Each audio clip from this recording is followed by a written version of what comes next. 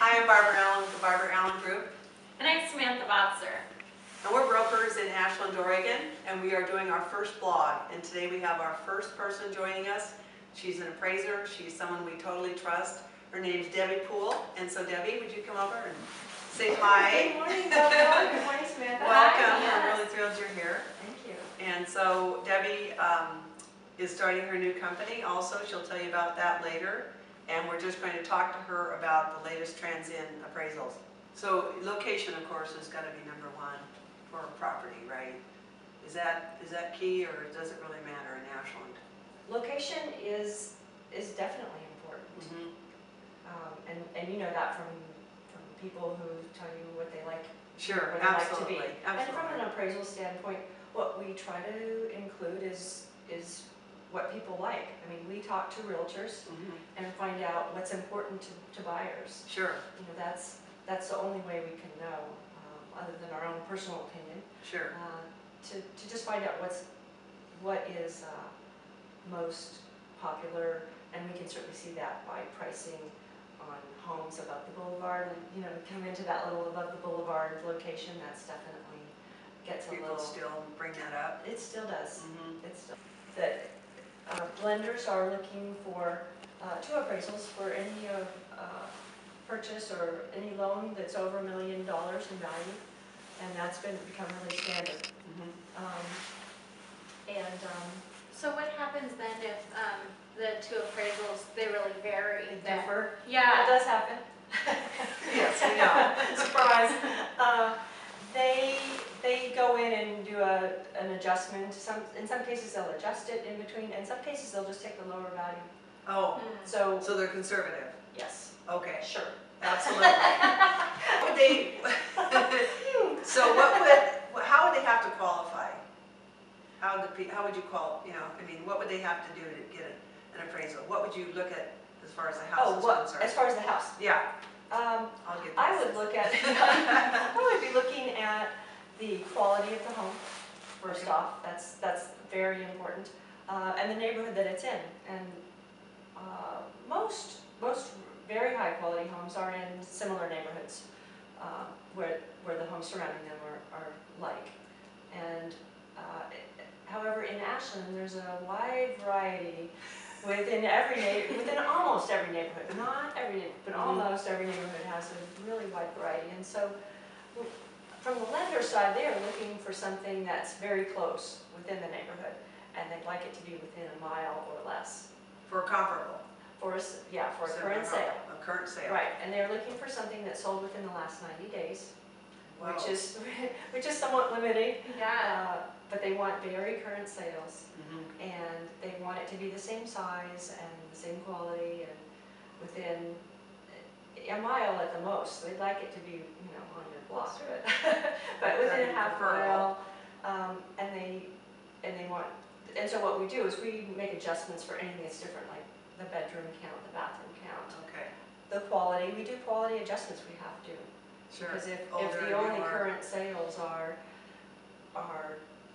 totally different, then there's going to be a lot more adjustments. Mm-hmm. And how many comps do you generally try to, pick for one single house? Good question. Sometimes it gets to be more and more. We're required to have a minimum of 3, Okay. 2 of which have to have closed in the last 90 days. And right now, lenders are requiring that we also include any pending sales Mhm. that are similar, and active listings. And so it's not uncommon to see 6. Oh, okay. That's a pretty good 5 So or they 6. will look at the competition also. Oh, and figure that absolutely. out. Because they're looking at trends, they're looking at the market Mhm. trend, and is it trending up or is it trending down? If all the pending sales and the active listings are lower, then it's a much more clear indication that it's trending down. Okay. Okay. So we're hoping that's not the case. No. How would you say that the Ashland market is doing? I mean, in terms of trends, have we hit bottom, and are we hopefully on our way back up? That's the $1 million question. Yeah. And in the research I've been doing, it hasn't. Well, I don't like the term hit bottom, but there's still some trending down, because there's still sellers out there who haven't been able to sell or really needing to sell, and so it hasn't gone into foreclosure or it's not a short sale, but they really need to get out, and so they're willing to sell lower. And so those are still going on, and so there's still a little downward trend in Ashland.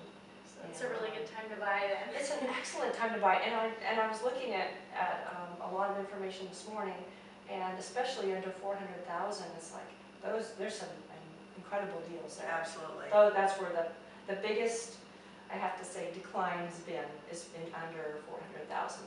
Well, and I haven't seen these kind of prices for, I don't know, 10 years maybe. I mean, Right. they're Right, really low. right, especially on entry-level homes, the smaller, less expensive homes and condominiums are just outrageously lower priced. They are. So it is a good time to buy in Ashland. It is. And we know It that. is. And I don't think people really think of Ashland as being a place where you can buy something under 300. But Oh. guess what? You know, Oh. we're showing people today Yeah. that are looking 225, 250. I mean, there's not a lot of selection, but we have Yeah. properties to show them. Absolutely, great getaway, Yeah. home away from home. So why do location. you like living in Ashland? I know you live here. What's Yes. the greatest thing about living Well, in Ashland? Well, I've been here 12 years, and there's many great things. But one of my favorite things is that I met my husband here. Oh, that's a good answer. Huge.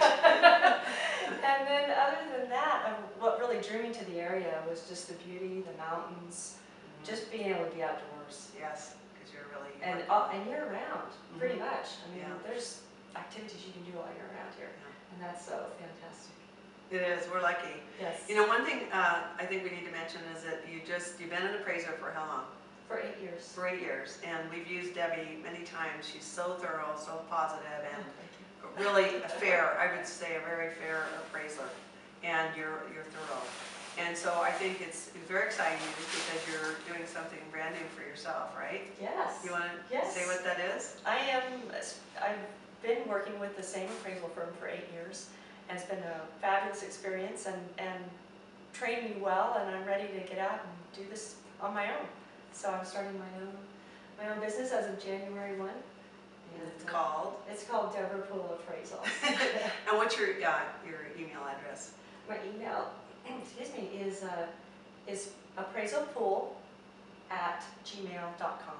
Great. Well, thank you so much for being here with us today Thank and you being our for- first blog. Yay, We're so thank you, excited. Barbara. Thank you, Samantha. That's very exciting. Congratulations to you. Thank you. On your blog. Thank you. Excellent. We're excited. So. Okay.